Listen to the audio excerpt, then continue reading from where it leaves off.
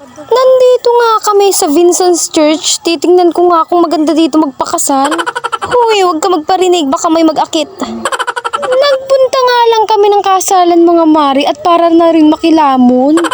Sa sobrang mahal ba naman ang bigas ay kailangan mo nang magdiskarte sa buhay. Pero napapasana all na lang talaga ako habang nagvi-video nito. Sana all talaga mga mari, pinapakasalan. Hindi naman sa pagpaparinig mga mare, pero parang gano'n na nga. Baka mapanood niya ito, bigla akong ayain. Huy, hindi gano'n. Pero for the go na nga daw, sabi ni Kamang yan. Huy!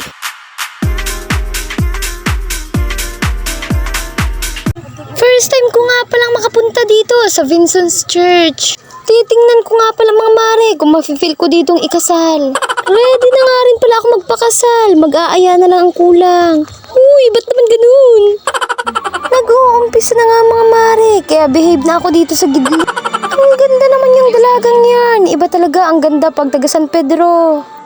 Pero sila lang yun mga mare, hindi ako kasali doon. Sampid lang kasi ako. Salamat nga po pala Ate Jennifer sa pag-invite. Sa susunod kayo naman po ang i-invitein ko sa kasal ko. Uy, papunta na nga pala tayo sa exciting part. Ang inaabangan ng lahat, ang paglakad ng bride papunta sa kanyang minamahal. At sa taong nagmamahal sa kanya. Ay talaga namang napapasana all na lang ako. Hayaan nyo mga mare, malay nyo sa susunod na taon. Ako naman ang maglalakad papunta sa taong minamahal ko. Ay talaga naman for the go na tayo mga mare. Siya nga pala mga mare, isa sa pangarap ko ay yung maihatid ako ng aking mga magulang papunta sa taong mahal ko. At mahal rin ako. At isang beses mo lang itong mararanasan sa buong buhay mo. Pera na lang kung 2 beses ka papakasalan ng taong mahal mo. Katulad ni Rosmar mga mare. Ay talaga namang mapapasana all ka na lang. Ayan na nga mga mare, ihahatid na siya ng kanyang pinakamamahal na mama. Papunta sa makakasama niya sa hirap at ginawa, sa karamdaman at kalusugan, sa lungkot at ligaya. Huy, parang mali-mali na yung sinasabi ko. Pasensya na po at hindi ko pa nararanasan makipagpalitan ng mga salitang ito. Tapos na nga ang kasal mga mare, kaya naman mapunta na kami sa venue. At para na rin makakain ng mga mare. At kanina pa nga nag-aaway ang mga alaga ko sa aking tummy. Kailangan nga namin magbangka mga mare para makapunta dun sa venue. Kaya naman nagsarakaya na yung ibang mga kasama namin mga mare. At kami namang natitira ay dun sa panghuling bangka na. Kami nga ay nakasakay na sa bangka mga mare. Buti na nga lang mga mare, hindi na ako masyadong nahihilo dito. At lalong hindi ako masyadong natatakot. Kalmado lang kasi yung dagat. Ang ganda oh, ang ganda. Kitang-kita nyo naman mga mare, hindi malakas ang alon. At kung malakas man mga mare, baka hindi na ako nagsama sa kanila. Nandito na nga kami sa kanilang barangay. Kaya naman dali-dali na akong tumakbo mga mare at baka naman ako'y maubusan. Huy, nagmumukha nga ako ditong patay gutom mga mare. At ito na nga ang pinakahihintay ko mga mare. Kainan!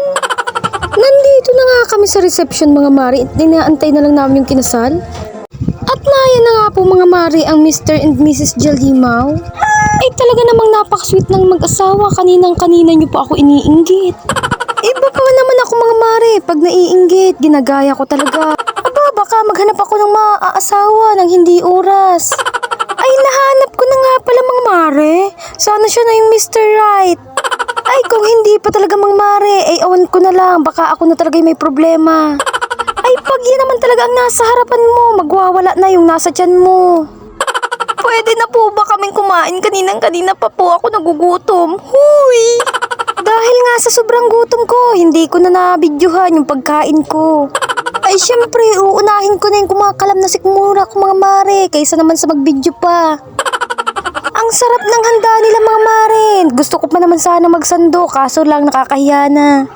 Kaya naman for the dessert na tayo mga mare. Balak ko pa naman sanang mag-Sharon dyan. At ang laki ng aking bag, kasyang-kasya yung mga handa. Pero syempre mga mare, pinigilan ko ang sarili ko at nakakahiya. Meron pa naman akong hiya mga mare, hindi lang halata.